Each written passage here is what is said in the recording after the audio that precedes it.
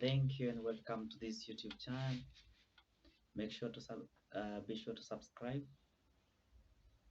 Don't fail to for your next best episode that will teach you, enlighten you, and also give you a chance of becoming someone different. My name is Elderman G.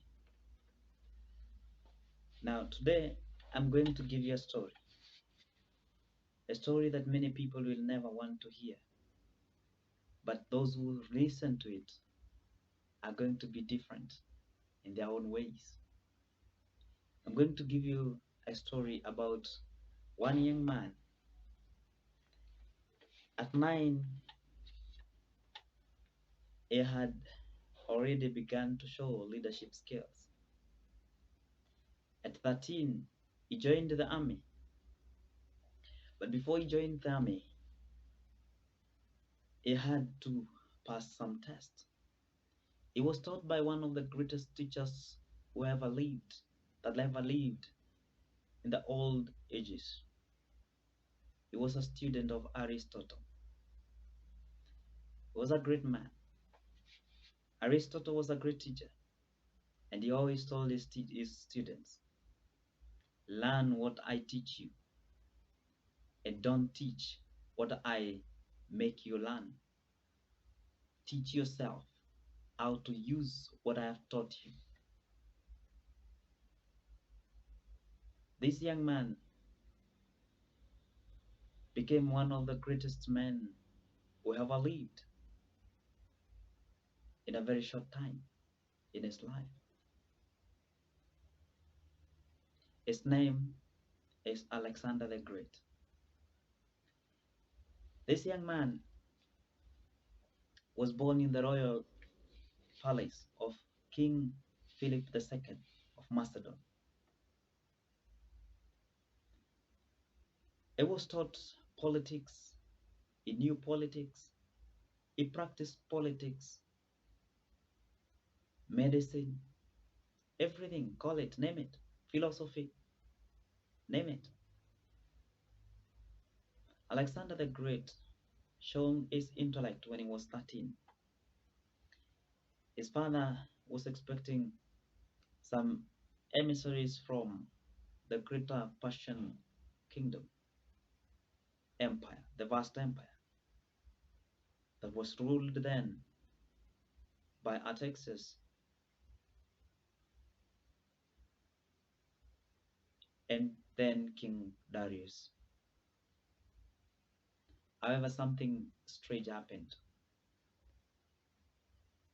When the emissaries arrived at the palace, King Philip was not present, and the young prince was present, and he had to welcome them. He showed this maturity of diplomacy and politics. Remember, in his early days, his father had decided to buy a horse for this young man. The name of the horse was Bucephalus. Bucephalus was a horse that Alexander rode into battle or Aeneas. But what had prompted this young man to show his leadership qualities? Alexander had thought about being the best, and he believed he was the best since he was taught by the best teacher of the time. I believe he was more than your professor of today. When he was 11 years, his father went into an auction, and a great guy brought in a horse. The horse was timid, and nobody could tame the horse. The horse had achieved tremendous results from its breeder. It was huge and big. Many believed they could tame the animal, but every time they tried it, the animal resisted. But then Alexander, as always, curious as always, viewed things differently. He observed and saw that the horse was afraid of its own shadow. And then he decided to turn the horse from seeing its own shadow, and the horse became calm, and he was able to ride it. He rode on it for quite some distance and back. When he was back, his father congratulated him and told him, "My son, Macedon is too small for you.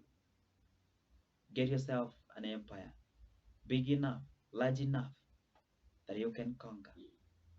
Those words alone had magical powers in them. Why am I giving you this story? It's only a man who understands his potential that can change his life. It's only a man who learns, who listens, and who thinks outside the box that always changes his life. Alexander the Great met with the emissaries and shown them that he was a master politician and a master diplomatist, ever soured to be go. Alexander thought and believed in the men, and he told them, "Macedon is too small for me.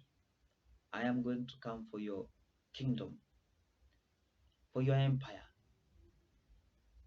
when time is right." They didn't listen to him.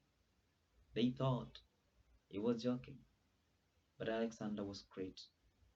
In his mind, he was determined, and he had determination that he will make a difference. Some people always demean others.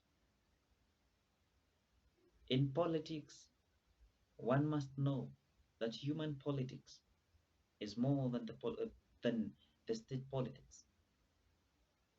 An individual can control the state. The state can control a man. But it's only a man who can control the state. Why am I giving you this? It's a story that you will learn shortly. Be sure to watch the second episode.